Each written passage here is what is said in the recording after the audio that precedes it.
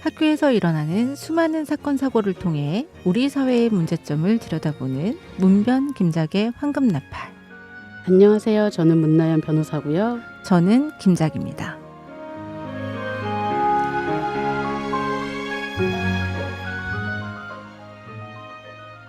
가만히 있어도 땀이 줄줄 나던 올 여름이 기상관측 아래 가장 더웠다고 하죠.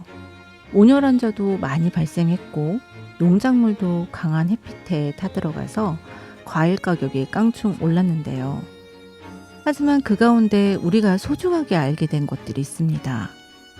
풍성한 나뭇잎들이 선사해주는 작은 그늘의 소중함과 아침 저녁으로 조금씩 불어오는 바람의 시원함, 이 외에도 생각해보면 참 많을 거예요. 이번 달에는 그런 소중한 것들을 한 번씩 떠올려보는 시간을 가져보면 어떨까요?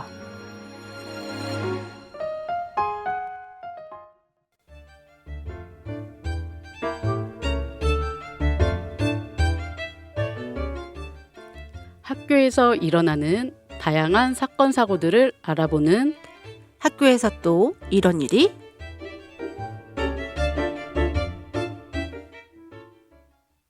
네. 무더위만큼 언제 끝날지 모를 자녀들의 여름방학 개학을 한 지 열흘이 지났습니다. 그런데도 아직 여름방학이 계속되는 것 같은 이유 뭘까요? 진짜 아직도 에어컨 없이는 지낼 수 없는 더위 때문인 것 같기도 하고요. 네. 그리고 또 이제 추석 연휴가 네. 또 다가오잖아요. 요번은 좀 길어요. 네, 맞습니다. 네. 그래서 여행 계획을 세워놓으신 분도 많을 것 같아요. 네. 그래서 그렇게 느껴지는 것 아닌가 싶은데요. 네, 맞습니다. 지금 우리나라는 이제 그 민족의 대명절 이제 추석을 앞두고 있어서 살짝 들떠 있는데 네. 지금 이런 분위기와 다르게 영국에서는 어린이 댄스 교실에서 발생한 흉기 난동 사건 때문에 침울하다고 해요. 이게 무슨 네, 얘기인가요? 맞습니다. 우리나라로 치면 네. 이제 영국에서 방학이 시작되고 얼마 되지 않은 네. 7월 29일경에 영국 잉글랜드 북서부 지역에서 어린이 댄스 교실 흉기 난동 사건이 발생했어요. 그래요. 예, 그래서 어린이 2명이 숨지는 사건이 있었습니다. 그 로이터 AP 통신 보도에 따르면 이번 사건은 학교 여름방학을 맞아서 네. 6세에서 11세 어린이들을 대상으로 테일러 스위프트를 주제로 열린 요가 댄스 교실에서 벌어졌다고 하는데요. 네. 이제 범인이 흉기를 갖고 현장에 걸어 들어와서 네. 이제 실내에 있던 사람들을 공격하기 시작했다고 합니다. 아까 전에 아이들 2명이 숨지는 사건이라고 했는데 네. 예, 그 외에 다친 분들은 없나요? 성인 부상자도 있었는데요. 네.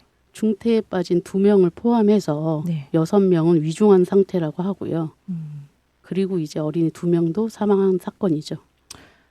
짐작해보면 다친 어른들 같은 경우에는 아이들을 좀 보호하려고 하다가 다친 게 아닌가라는 생각도 좀 들어요. 네, 그렇습니다.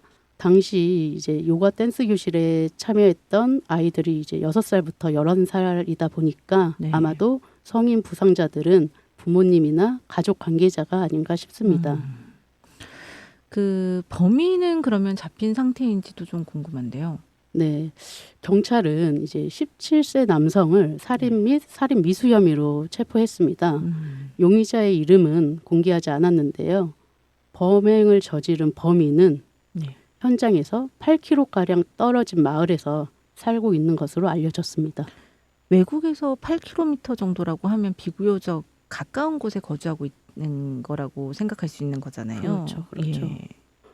그런데 이보다 더 중요한 게 네. 아직까지 경찰이 정확한 범행 동기를 밝히지 못했다는 겁니다. 단지 이제 테러 관련 사건은 아닌 것 같다고 경찰은 이야기하고 있습니다. 우리나라로 보면은 묻지마 살인 뭐 이런 사건인 게 아닌가라는 생각도 드는데요. 네, 이번 사건 그 찰스 3세 국왕도 애도의 마음을 전한 사건인 만큼 영국 사회에서는 좀 큰 사건이었나 봐요. 네, 맞습니다. 그 찰스 3세 국왕과 커밀라 왕비는 이번 사건에 대해서 너무나 끔찍한 소식에 깊은 충격을 받았다.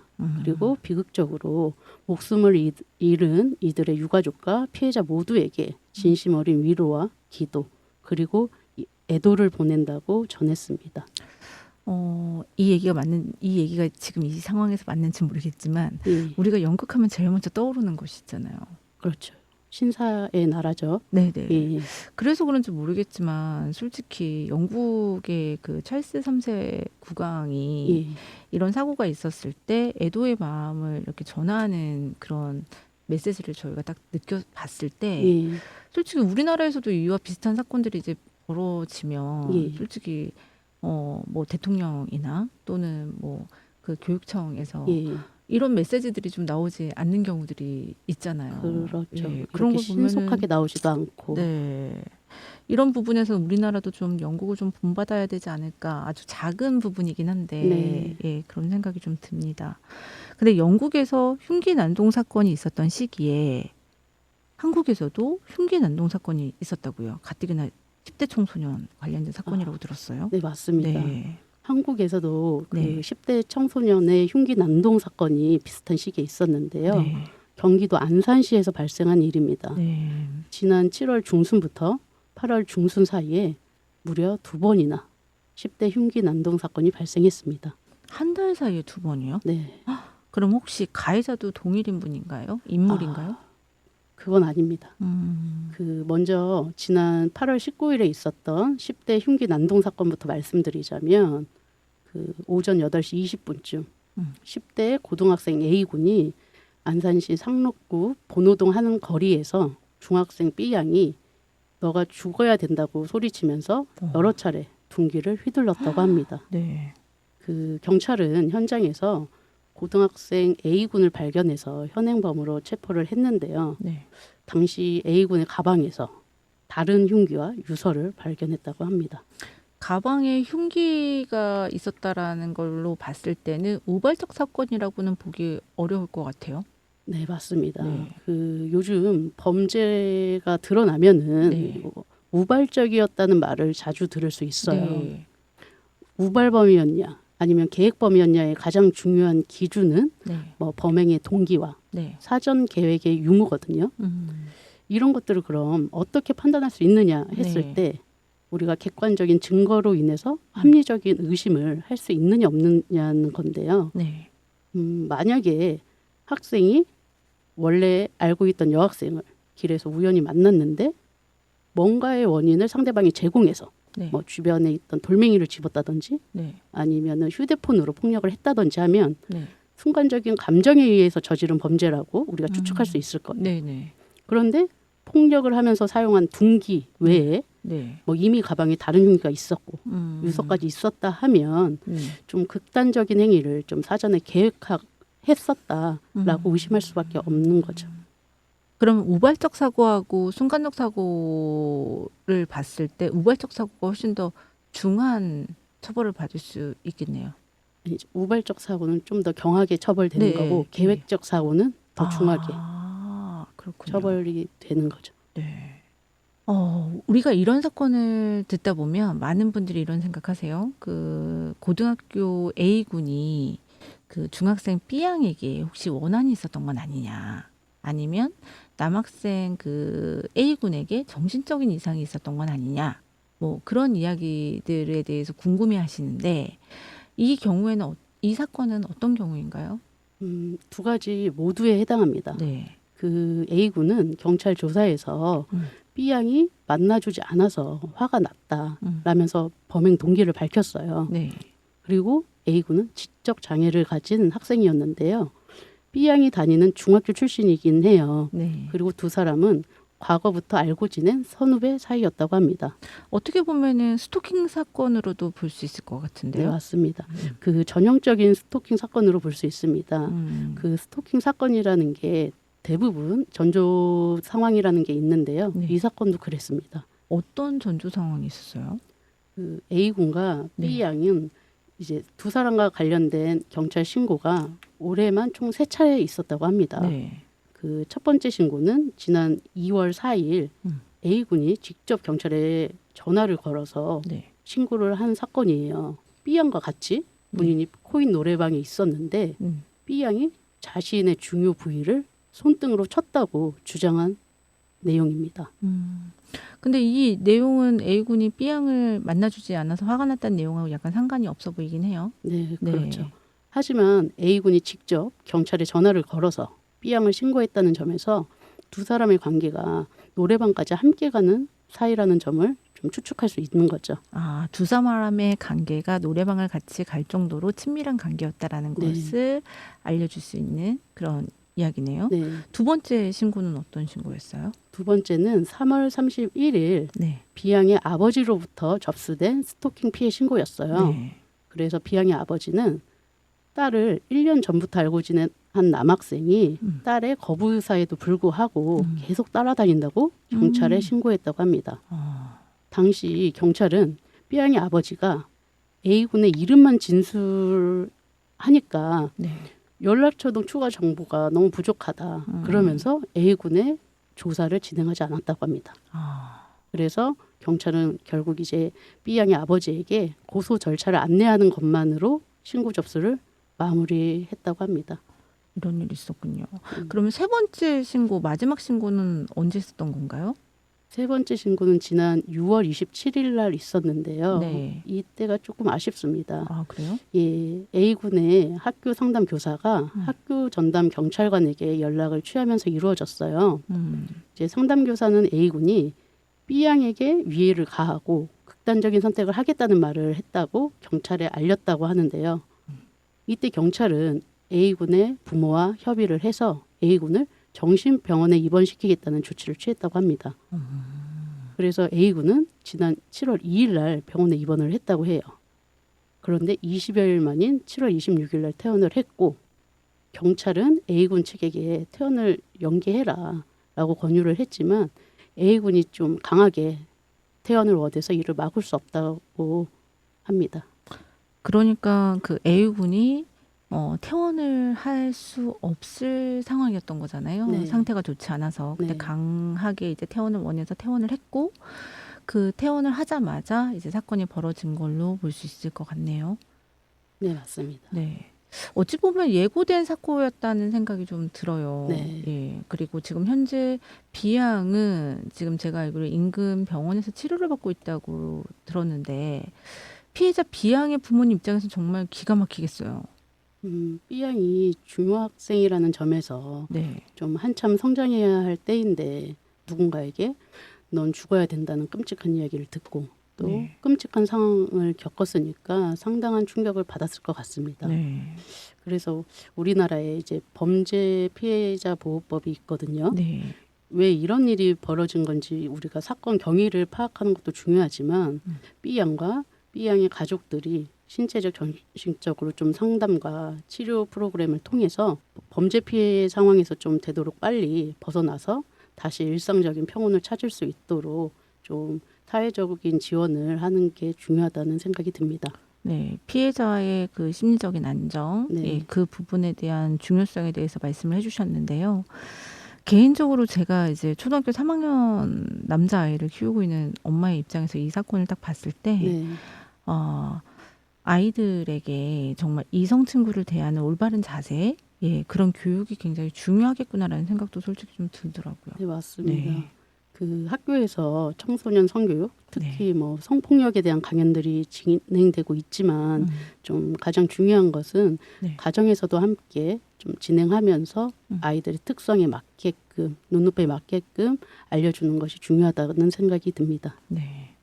이번 사건에서 어찌 보면은 그 피해 학생인 B양과 그의 가족들이 가장 많이 힘드실 거예요. 네, 그런데 또 다른 면에서 보면 그 가해 학생의 부모님도 솔직히 굉장히 좀 힘드실 것 같다는 생각이 들어요. 왜냐면 아까 전에도 말씀해 주셨지만 그 가해 학생이 지적장애가 있었다고 말씀하셨잖아요. 그렇죠. 예. 그 부분에 대해서도 문면은 어떻게 생각하세요? 저는 이제 개인적으로 가해 학생이 정신병원에 입원할 정도로 심신이 불안정한 상태였다는 점에서 네. 가해 학생의 부모님 입장에서도 그동안 자녀 문제로 좀 힘든 시간을 보냈을 것 같다라는 생각이 들어요. 네. 그렇지만 이제 현재 상황에서는 피해 학생이 신체적인 피해를 입었다는 점에서 네. 좀 피해 학생의 회복이 제일 우선이라는 생각을 합니다. 네. 우선 신체적인 피해를 입고 있는 이 피해 여성, 그 피해 학생, 예, 예, 빨리 완쾌했으면 좋겠고요. 신체적인 피해 못지않게 정신적인 피해적인 상황도 빨리 극복할 수 있었으면 하는 바람을 가져봅니다. 그런데 이번 사건뿐만이 아니에요. 한 달 사이에 같은 지역에서 10대 청소년 흉기 난동 사건이 또 발생했다고 했잖아요. 네. 다른 사건은 어떤 사건이었나요? 이 일이 발생되기 전에 네. 또 안산시 단원군대 한 학원 화장실에서 네. 10대 청소년 C군이 또래 청소년 D양을 향해서 네. 좀 20cm 길의 흉기를 휘두르는 사건이 발생했습니다. 그럼 이 사건도 그 C군이 현장에서 체포가 된 사건인가요? 그건 아닌데요. 네. 그 경찰은 학원 측의 신고를 받고 현장으로 출동해서 용의자 추적에 나섰는데요. 네네. 학원 인근 한 아파트 단지에서 C군을 발견했어요. 네네. 그런데 당시 C군은 의식을 잃은 채 쓰러져 있었던 상태였습니다. C군이 쓰러져 있어요. 왜 쓰러져 있었던 거예요? 그 C군이 범행 후에 극단적인 선택을 시도한 것으로 조사됐는데요. 이후 C군은 병원으로 옮겨졌는데 네. 뇌사 상태에 빠졌고 이제 4일 후에 사망했다고 합니다. 그럼 C군에게 흉기 사건을 당한 D양의 상태는 지금 어떤가요? 지난 8월 19일까지 전해진 소식에 의하면 네. 수술을 받고 회복 중인 것으로 알고 있습니다. 가해자는 지금 사망을 한 상태고, 네. 그리고 지금 피해자는 이제 수술을 받고 회복 중이라고 하는 걸 보니까 이 사건이 그냥 간단한 사건은 아니었던 것 같아요. 네. 굉장히 중요한 사건인 것 같은데, 저는 솔직히 되게 궁금한 게 C군이 왜 D양에게 흉기를 휘둘렀을까 하는 부분이거든요. 맞습니다. 저도 그 이유가 궁금했는데요. 네네. 사실 이 사건에서 이유가 없다는 것이 가장 큰 문제입니다. 이유가 없어요? 네. 그러면 두 사람의 관계는 어떤 관계예요? 경찰이 이 사건 수사를 통해서 C군과 D양이 한 동네에 살면서 같은 학교, 같은 학원을 다녔다는 것은 밝혔는데요. 네네. 둘은 친분이 없었고 네. 연인 관계도 아니었다고 합니다. 그리고 하물며 D양은 C군에 대해서 잘 알지도 못하는 사이였다고 합니다. 그러면 혹시 C군도 그 앞서 그 가해자였던 분하고 네. 비슷하게 정신병력이 좀 있는 분은 아닌 건가요? 그렇지도 않습니다. 그래요? 예, 정신병력도 없었고 C군의 가정 역시 비교적 안정된 상태였다고 하는데요. 그런데 C군에게 이상한 점을 하나 발견한 부분은 어떤 부분이요? 범행 전에 네네. C군이 마트에서 흉기를 구입했다고 해요. 이 점으로 볼 때 좀 범행을 계획적으로 준비했다고 볼 수 있는 것으로 알려져 있습니다. 안정적인 가정에서 생활을 했던 그 10대 청소년이었고, 네, 예, 전혀 그럴 만한 이유를 찾지 못하는 상황에서 네, 이 계획적인 이제 범행이었다라는 점이 좀 이해가 안 되고 좀 네. 왜 그랬을까라는 생각이 좀 많이 드는데 우선은 지금 아들을 잃은 C군의 부모님, 네, 지금 어떤 마음일까 정말 궁금해요. 제가 이제 변호사 생활을 하면서 네. 이런 상황을 옆에서 지켜보면 네, 그 누구보다도 좀 우리 아이가 도대체 왜 그랬을까 네. 계속 생각하고 계실 겁니다. 네, 그런데 자식을 먼저 앞세운 부모잖아요. 네, 그래서 그 아픔도 엄청 클 텐데요.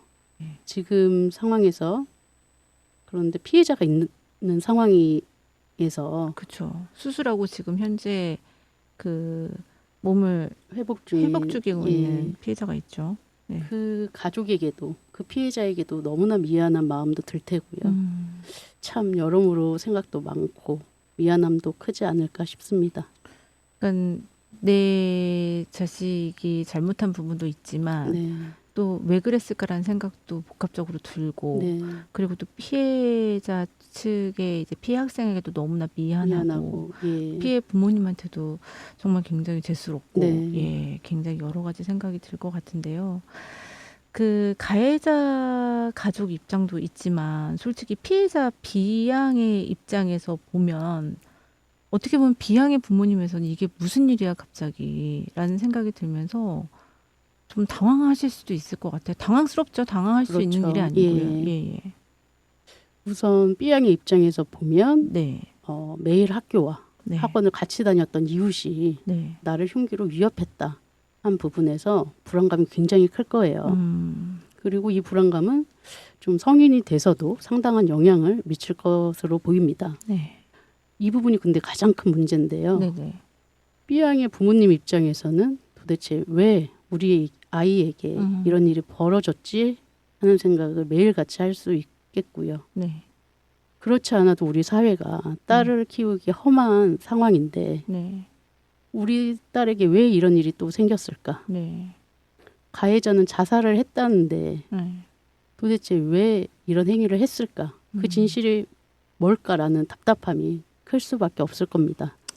아, 정말 그 가해자가 지금 없다 보니까 예, 이런 다양한 의문들이 생기고 답답한 마음은 더더욱 커져가는 것 같은데요. 네. 이 사건이 지금 좀 전에 말씀하셨던 것처럼 C군의 사망으로 인해서 공소권 없음으로 사건이 이제 종결될 예정이라고 들었어요. 네. 예, 이 부분에 대해서 좀 쉽게 설명 좀 해주시죠. 우선 공소권이라고 하는 거는요. 네, 그 경찰이 범죄를 수사를 하고요. 네, 검찰이 범죄자를 밝히면 법원에 처벌을 해달라고 요구할 수 있는 권한을 말하는 거예요. 네, 그러면 공소권 없음은 검찰이 범죄를 밝혔는데도 네. 법원에 형사 재판을 청구할 권한이 없는 걸 말하는 겁니다. 그렇죠. 죄를 물을 사람이 없다라는 거잖아요. 그 네. 소송 조건이 결여된 상태를 말하는 건데요. 대표적으로 이렇게 사망한 사건, 네, 범죄자가 사망한 사건, 네. 그리고 뭐 공소시효가 도가낸 사건, 또 우리 반의사 불벌죄라고 하는 부분에서 피해자가 처벌을 원하지 않는 사건에서 공소권 없음 결정을 합니다. 아. 오늘 그 국내에서 벌어진 10대 청소년 흉기 난동 사건에 대해서 우리가 좀 살펴봤는데 네. 이번 사건을 이렇게 접하면서 그 문변께서 그 자녀를 키우는 학부모님들에게 하고 싶은 이야기가 있을 것 같아요. 이런 사건들 많이 보셨으니까. 그렇죠. 저도 네. 자녀를 키우는 입장이고 네. 여러 생각을 하게 되는데요. 네. 보통 일반적으로 우리가 범죄에 휘말리지 않기 위해서는 네. 피해자가 되지 않기 위해 노력을 하거든요. 그렇죠. 그 집 문단속을 좀 잘한다든지 네, 네. 아니면은 소지품이나 개인정보 관리를 좀 더 철저히 한다든지 아니면 또 너무 늦은 시간에 네. 좀 인적이 드문 곳에 다니지 않는다든지 하는 방법으로 할 수 네. 있잖아요. 예. 그런데 요즘 이제 현대에 발생하는 범죄 행위를 보면 가해자가 되지 않기 위해서도 상당한 노력을 해야 되는 부분들이 있어요. 아, 나도 모르게 갑자기 가해자가 되는 경우들이 많이 있으니까요. 네. 아, 뭐 예컨대 뭐 제 발언이나 행동이 성희롱이나 네. 성추행에 해당하지는 않는지 음. 아니면은 직장 내 괴롭힘에는 해당하지 않는지 네. 혹시 사이버 폭력에 해당하는 건 아닌지 네. 라는 것들의 개념에 대해서 인지를 하고 노력해야 네. 되는 부분이 있는 거죠. 근데 이런 게 우리가 청소년을 키우는 학부모로서 청소년의 범죄 유발에 대해서 어떤 노력을 해야 되고 또 인지를 해야 되는지 고민을 해야 되는 부분이 있습니다. 네. 다시 한번 얘기를 제가 정리해 보자면 과거에는 이제 피해자가 되지 않기 위해 네. 예, 피해자가 되지 않기 위해 노력을 했다면 지금은 가해자가 되지 않기 위해 노력을 하면서 살아가는 시대이다. 네. 이 얘기는 꼭 그 얘기인 것 같아요. 가해자도 되지 말고 피해자도 되지 않기 위해서 우리 모두 예, 노력하며 살아야 되지 않을까라는 생각이 좀 듭니다. 네. 네, 1부는 여기서 마치도록 하고요. 그럼 여기서 노래 한 곡 듣고 오겠습니다. 정동원이 부릅니다. 잘 가요, 내 사랑.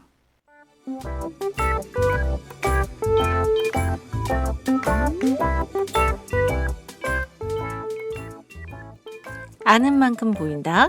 이것만은 기억하자고요.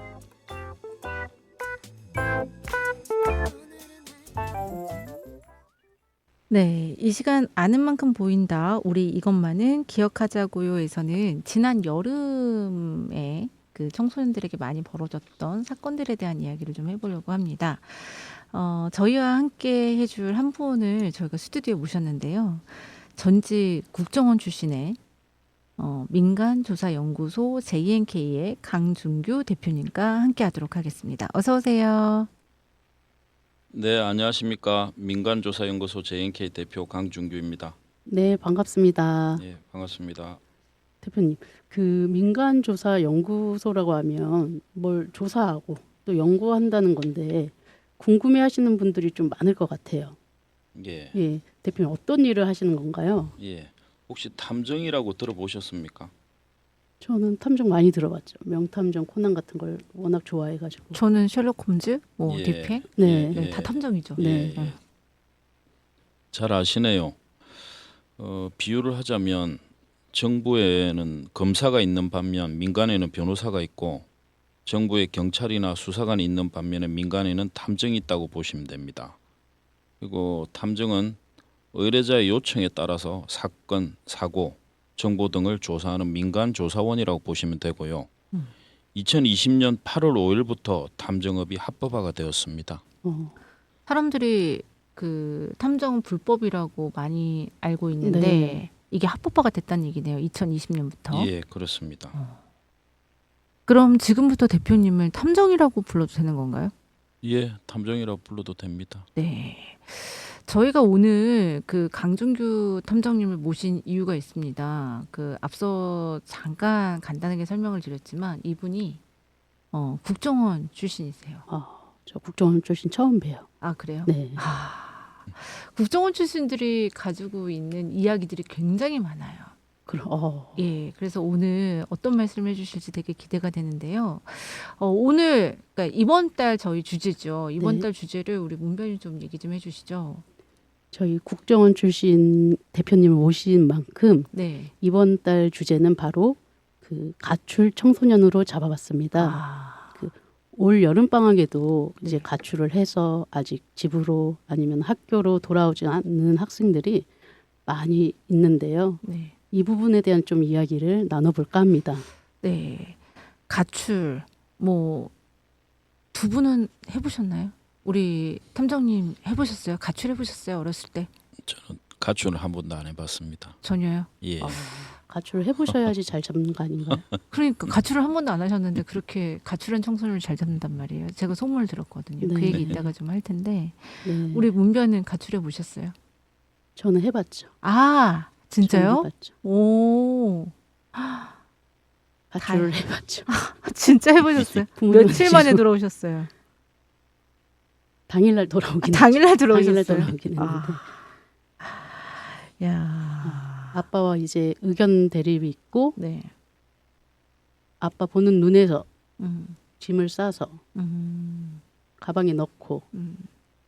집에서 나오면 엄마가 이제 쫓아올 걸 알았죠. 아, 역시 엄마가 쫓아왔고 이제 마지못해 짐을 주는 것처럼 하고 당일날 들어왔죠. 그 많은 분들이 궁금하실 거예요. 저희 그 문나연 변호사를 문 변호사를 이렇게 가만히 보면 가출 한 번 안 해봤을 사람처럼 보이거든요. 근데 네. 가출 해보셨다고 하니까 그냥 하루 만에 들어오고 그것도 가출 맞나요, 탐정님? 맞습니다. 우선 집에 예. 나갔다 들어오면 가출로 봐야 되는 거군요. 예, 네. 그렇다면 두 분은 그 국내 청소년 중에서 가출 경험이 있는 학생들이 대략 어느 정도 될 거라고 생각하세요? 이건 문변이 더 잘 아실 것 같은데. 뭐 구체적으로는 모르겠지만 네. 좀 유추를 해보자면 네. 뭐 국내 유치원생부터 음. 뭐 고등학생까지의 인구가 네. 좀 제가 알기로는 9만 6천 명 정도 되는 걸로 알고 있거든요. 네. 그 중에서 음. 10%는 안 될 것 같고 10%는 너무 많을 것 같다. 예. 예. 그러면은 5% 미만에서 한 3%? 강주구 탐정님, 예. 어떻게 국내 청소년 중에서 가출 경험이 있는 청소년은 대략 어느 정도 되나요? 알고 계시다고 들었어요. 예. 지난 2020년 서울 YMCA 통계 자료를 보면은 네. 연간 10,000명에서 15,000명 정도 가출을 경험하고 있다고 합니다. 그렇구나. 그렇게 많이 있나요? 그러면은 9명 중에 1명 꼴인 거잖아요. 예. 그럼 학생들이 가출을 하는 이유는 뭐예요? 가출 청소년을 이렇게 크게 두 가지로 이렇게 나눠 보면 네. 탈출형하고 그리고 쾌락 추구형으로 크게 나눌 수가 있는데요. 탈출형은 말 그대로 집에서 탈출하고 싶어 가지고 집을 나가는 걸 말하는 겁니다. 예를 들면 부모의 학대, 아버지가 뭐 술을 마시면 자식을 때린다든지 물건을 집어 던진다든지 그럼 집에 들어가기 싫겠죠. 그렇죠. 예. 그럴 때 집을 나오는 경우를 말하고 네. 쾌락 추구형은 말 그대로 쾌락을 추구하기 위해서 술, 담배, 이성 교제 누구의 간섭도 받고 싶지 않고 즐기고 싶어서 집을 나오는 경우를 말합니다. 그럼 뭐 친구들과 함께 가출을 하는 경우, 뭐 그런 경우에는 쾌락 추구형에 해당되겠네요. 예, 그렇습니다.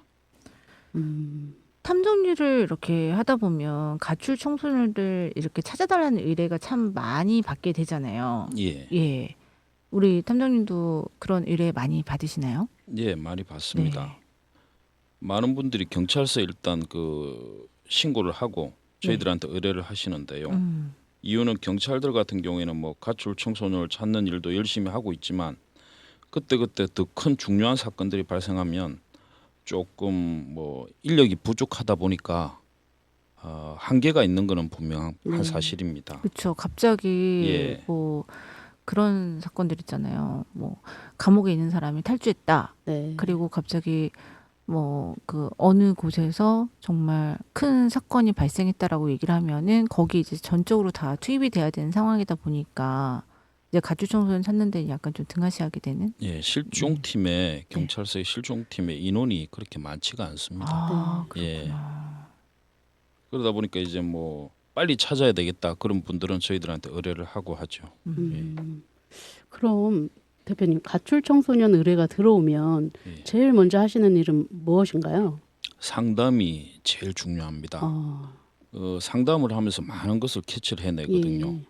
학생이 이전에도 가출한 적이 있는지, 만약 있다면 언제, 왜 했는지, 가출하기 전에는 최근에 어떤 일들이 있었는지, 예. 그리고 또 부모님이 생각하기에 아이가 가출한 이유는 뭔지 이런 것들을 물어보죠. 이게 상담도 되게 중요할 것 같은데 그렇습니다. 이게 탐정들의 이런 감도 되게 중요할 것 같아요. 어느 지점을 먼저 거기 어디부터 시작을 해야 될까라는 예, 감도 굉장히 중요할 예, 것 예, 같아요. 그렇습니다.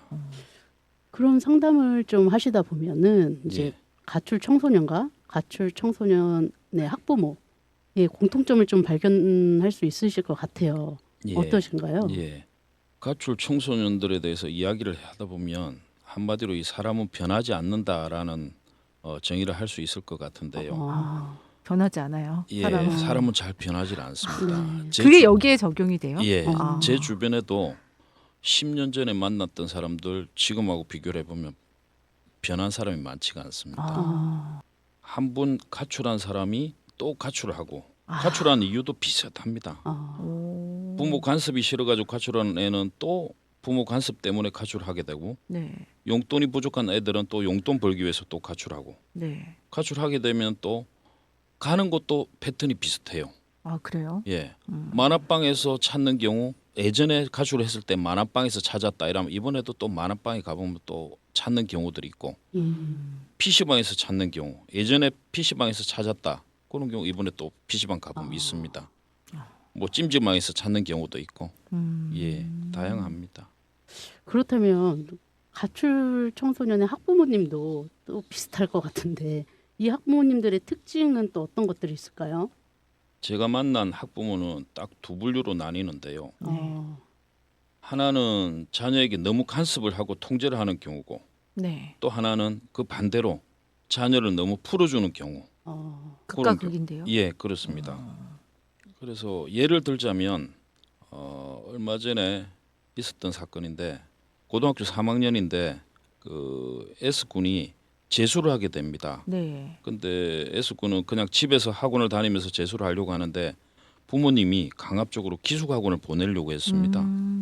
그 내막에는 여자친구가 있긴 했었지만 네. 어쨌든 부모님이 강압적으로 기숙학원을 보내려고 하니까 아이가 집을 나가버린 겁니다. 그래서 부모님이 의뢰를 해서 아이를 한 3일 만에 찾았습니다. 그러니까 강하게 그 간섭을 하고 통제를 하는 경우에 이제 아이들이 가출을 하게 된다. 예, 예. 그래서 어떻게 찾으셨어요? 예, 그거는 네. 영업 비밀이라서 네. 아, 그래서 오늘 계속 예. 얘기를 안 해주실 거예요? 몇 가지는 조금 이따가 말씀드리도록 하겠습니다. 네. 그러면 좀 전에 말씀해주셨던 부분은 예. 그 부모님이 간섭을 하고 통제를 하는 경우였었거든요. 예, 또 한 가지의 경우는 이제 극과 극인 상황에서 자녀를 너무나 간섭하지 않고 예, 그냥 어떻게 보면은 이렇게 알아서 잘하겠지라고 보는 그런 학부모의 입장인가요? 어떤 예. 학부모인가요? 그런 경우는 이제 뭐 간섭도 안 하고 통제도 안 하는 경우는 무관심? 무관심, 맞벌이 부부들한테 이런 네. 경우들이 많이 생깁니다. 아, 뭐 아버지하고 엄마가 바깥에서 그냥 먹고 살기 바빠서 네. 애들한테 소홀하게 되는 거죠. 그러다 보면 애가 집에 와 보면 아무도 없으니까 네. 밥 차려주는 사람도 없고 아무도 네. 없고 하다 보니까 자연스럽게 친구들하고 자꾸 어울리게 되고 그러다 보면 또 친구들 중에서 이런 쾌락이나 이런 쪽에 좀 깊게 빠진 애들하고 이제 어울리게 되는 거죠. 그래서 가출하는 경우들도 있습니다. 옛날에 정말 그랬던 것 같아요. 저희 집에서 잠을 잘 자고 갔던 친구가 있었는데 예, 그 친구 얘기가 딱 그랬어요. 네, 너 집에서 걱정하잖아. 아침에 엄마가 딱 보고 내가 없으면 학교 갔나 보다라고 생각을 해라고 얘기를 하는 걸 듣고 제가 예. 깜짝 놀랐는데 그 친구 잘 있는지 모르겠네요. 우리가 솔직히 가출 청소년 문제를 좀 심각하게 보고 있는 부분이 네. 어떻게 보면 가출을 하면 그 곳곳에 위험을 도사리고 있는 경우가 너무 많기 때문이잖아요. 그렇죠. 예. 두 분에서 생각할 때는 가출 청소년들에게 위험을 주는 요소들, 예, 어떤 부분이 좀 위험하다고 생각을 하시나요? 우리 문변부터 좀 얘기 좀 해주시죠. 저는 아무래도 아르바이트하는 부분이 좀 위험에 노출이 됐다고 생각을 하는데요. 네, 그 가출 청소년의 경우에는 일반 청소년들보다 돈이 많이 필요할 수밖에 없거든요. 그렇죠.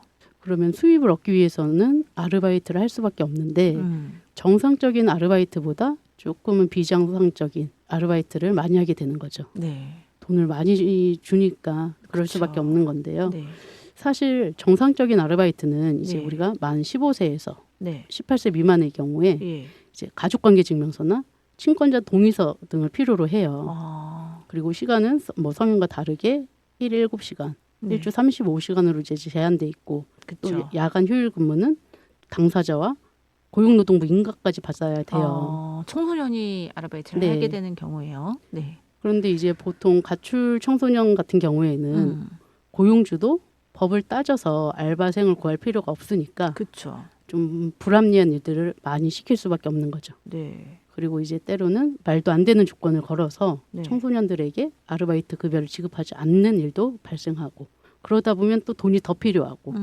그러면서 이제 유흥업소와 같은 곳에서 아르바이트를 하는 경우도 생기는 거죠. 가출 청소년들에게 아르바이트 굉장히 좀 위험한 네. 부분들이 참 많네요. 그렇다면 강준규 탐정님께서 생각할 때는 어떤 부분이 좀 가출 청소년들에게 좀 위험하다고 생각하시나요? 예.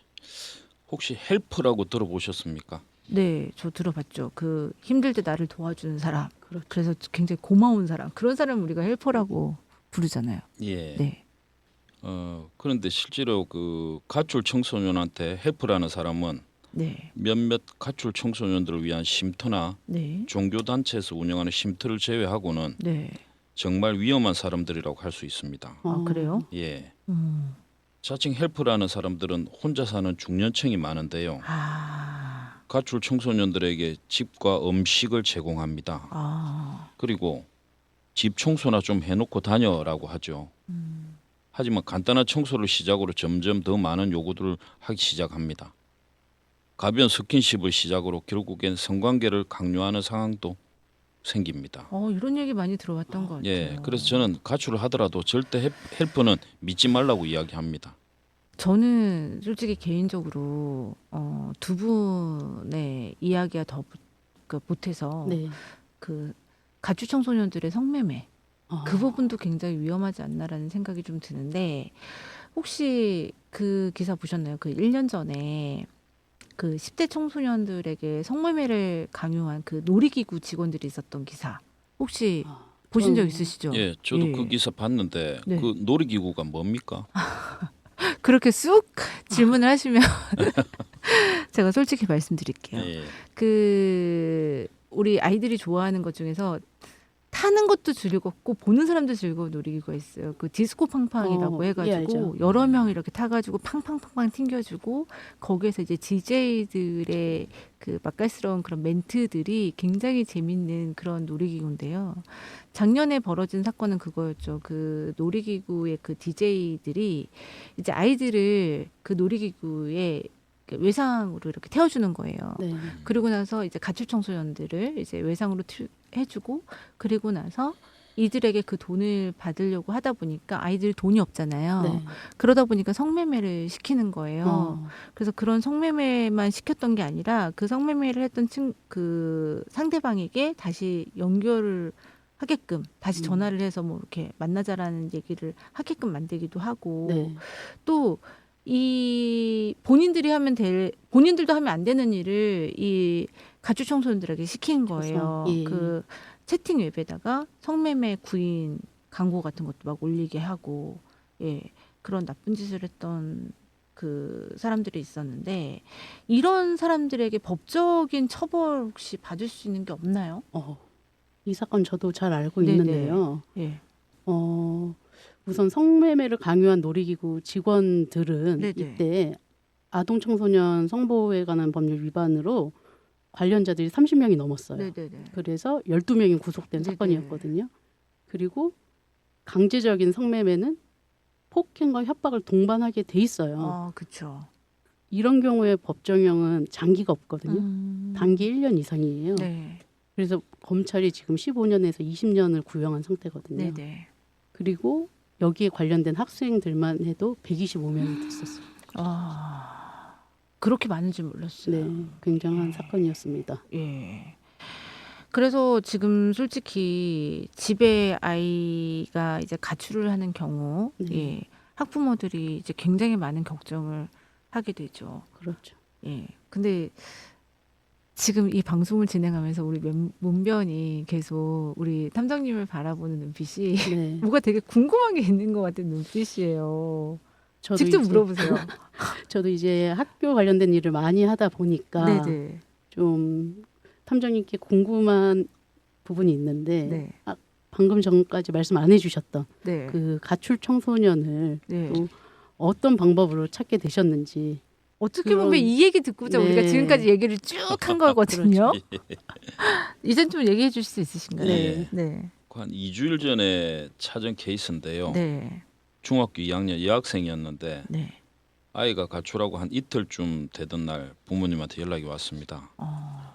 여름방학 개학을 앞둔 한 2주 정도 앞둔 날 연락이 왔는데요. 아이 핸드폰은 또 꺼져 있고 아이가 없어졌다고 의뢰가 왔습니다. 네. 그래서 가출한 학생은 또 모범생이었고 남자친구도 없었고 이 아이가 어디 갔을까요? 그래서 그 부모님하고 상담을 하고 네. 이 학생에 대한 정보를 듣고 아이를 찾기 시작했습니다. 음. 근데 핸드폰이 꺼져 있으면 정말 찾기가 어렵습니다. 그래서 아이 방을 함께 살펴보기로 했습니다. 근데 그 아이 가방에서 남자 연예인 사진이 있었습니다. 그게 그래서- 단서가 돼요? 예.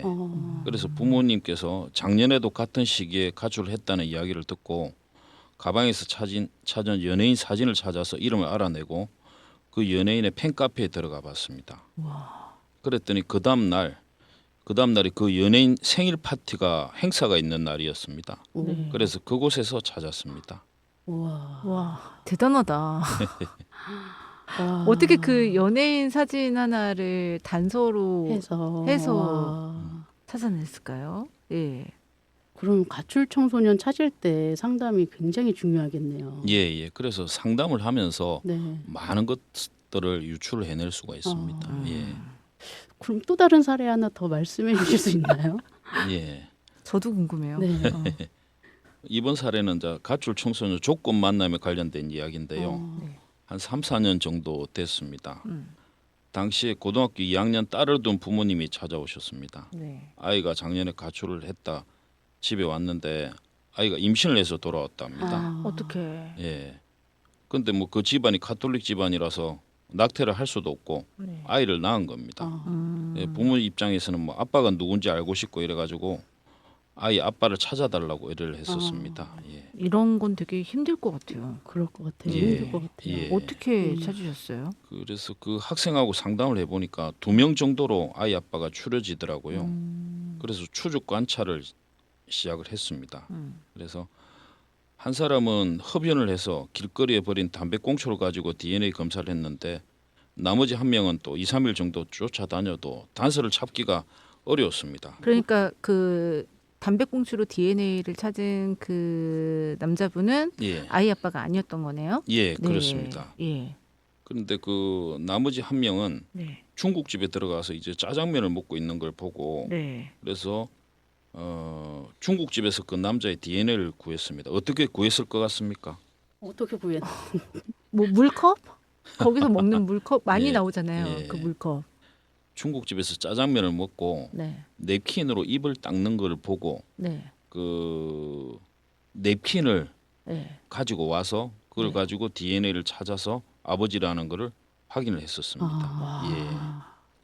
이 저기 두 가지 얘기를 가만히 들어보니까 우리가 탐정을 이렇게 의뢰를 할 때 사건을 의뢰를 할 때 정말 알고 있는 이야기를 정말 솔직하게 그리고 있는 그대로 다 네. 얘기를 할 필요가 있는 것 같아요. 네, 네, 그렇습니다. 예. 지금 두 가지 사건은 정말 저희가 깜짝 놀랄 만한 그 사건 해결 능력을 좀 말씀해 주셨는데 이런 일을 하시다 보면 솔직히 가출 청소년과 관련돼서 좀 안타까운 상황도 좀 있었을 것 같다는 생각이 들거든요. 예, 그렇습니다. 지금 생각해도 조금 가슴이 아픈데요. 네. 1년 전쯤에 있었던 일인데 그 당시 고등학교 2학년 남자아이였습니다. 네. 남자아이인데 예전에도 가출을 한 적이 수차례 있었고 그래서 이번에 가출을 했는데 집에 들어오지를 않고 그래서 부모님이 의뢰를 했는데 결국은 의뢰를 한 지 3일 만에 마포대교에서 떨어져서 그 시신이 김포 쪽에서 발견이 됐다고 연락이 왔었습니다. 저희들이 뭐 3일 정도 찾았는데 단서가 나오지도 않고 핸드폰도 없으니까 경찰에서도 뭐 단서를 못 잡고 있었습니다. 근데 3일 만에 시체로 이렇게 떠올라서 그런 사례도 있었습니다. 지금 생각해도 정말 안타깝습니다. 만약에 그 마포대교에서 떨어졌다는 그 고등학교 2학년 그 학생 조금만 더 일찍 우리 탐정님께 의뢰를 했다면 이런 극단적인 선택을 하기 전에 찾을 수 있었을까요? 이 아이는 집을 나가면서 네. 작정을 하고 집을 나오자마자 바로 버스를 타고 마포대교로 가서 바로 뛰어내린 것 같습니다. 아, 그러니까 이 아이가 사고를 당하고 나서 어쩌면 그렇습니다. 예, 탐정님한테는 의뢰가 예, 들어왔던 예, 얘기네요. 그렇습니다. 그런데 요즘 휴대폰이 있어서 뭐 웬만한 가출 학생들은 다 찾을 수 있다는 이야기를 들은 것도 같아요. 예. 그래서 정말 휴대폰만 가지고 있다면 뭐 다 찾을 수 있는 건지 궁금한데요. 요즘 무슨 아이들이 가출하면 유심 칩부터 바꿉니다. 아. 그래서 뭐 그래도 경찰에서는 찾을 수 있다고 하는데 가출한 애들이 핸드폰을 꺼놓는 경우들이 많습니다. 예, 어렵겠네요. 그래서, 예, 저희들은 또 핸드폰 중심으로 찾지 않고 다른 방법을 쓰기도 합니다. 예, 어떻게 해요? 그것이 바로 진정한 영업 비밀입니다. 결국에 휴대폰이 아니면 진짜 핸드폰 이건 영업 비밀이시겠네요, 진짜. 진짜 궁금한데요. 그럼 요즘 가출하는 청소년들을 보면 또 혼자가 아닌 커플로 가출하는 학생들도 많다고 해요. 예, 혹시 그런 의뢰도 받으신 적이 있으신가요? 네, 몇 년 전에 받았는데요.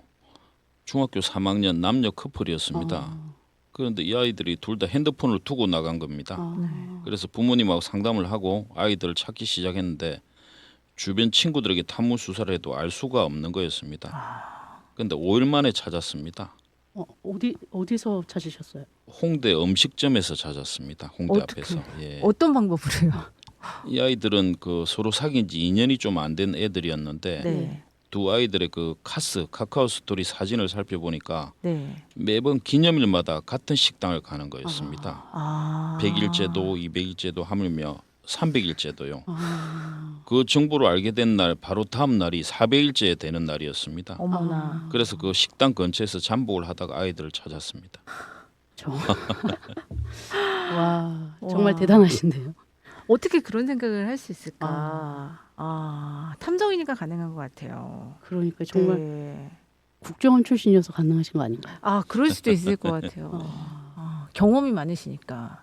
이 일을 하시면서 우리 대표님께서 가출 청소년들 부모님께 좀 하고 싶은 말씀이 있으실 것 같은데 어떠세요? 예, 저는 일단 아이들을 좀 더 믿어주고 간섭보다는 아이가 뭘 원하고 뭘 관심을 가지고 있는지 관심을 좀 가져달라고 말씀드리고 싶습니다.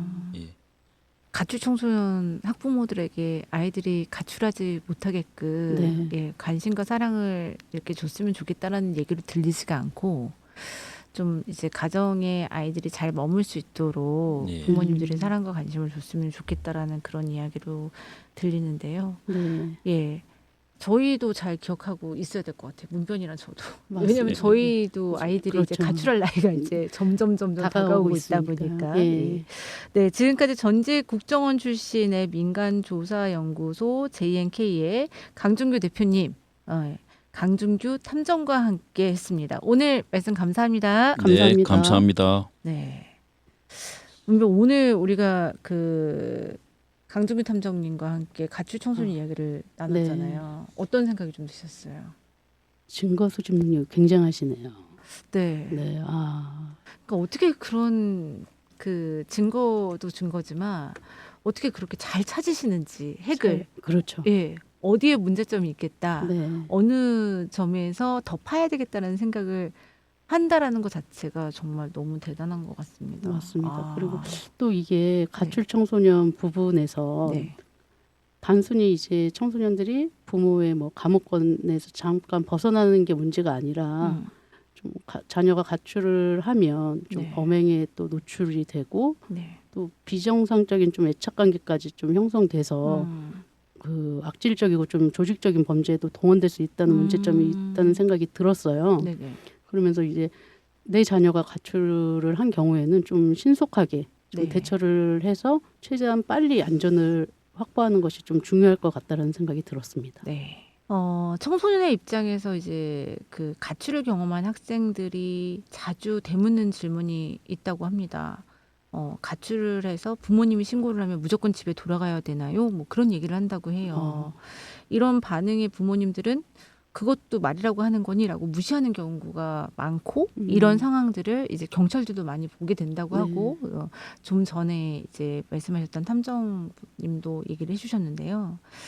한 번쯤 이제 성장에 이제 격동기를 겪고 있는 아이들의 입장에서 좀 생각해보고 함께 고민해보고 같은 위치에서 좀 새로운 것들을 바라보는 그런 자세, 예, 그들과 함께하는 그런 자세가 어떻게 보면 진정한 대화를 하기 위한 노력이지 않을까라는 좀 생각이 들어봅니다. 네, 그럼 저희는 여기서 인사드리도록 하겠습니다. 학교가 바로 서야. 아이들의 생각이 바로 섭니다. 지금까지 저는 김배정이었고요. 저는 문나연이었습니다. 감사합니다.